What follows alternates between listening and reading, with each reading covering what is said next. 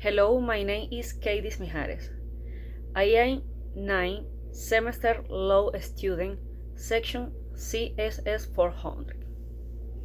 Below I will present two types of connector.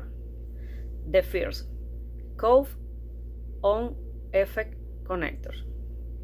This link ideas by indicating the why of a situation or its results. For example, so, because, as, since, therefore, hence, as a result of, consequently, due to, because of.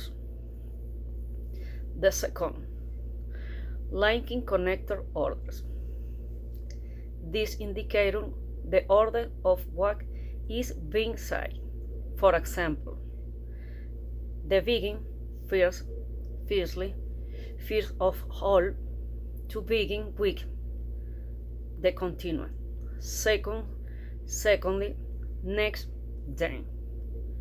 The conclude, finally, in the end, lastly. I hope this is helpful to everyone. See you next time. Thanks very much.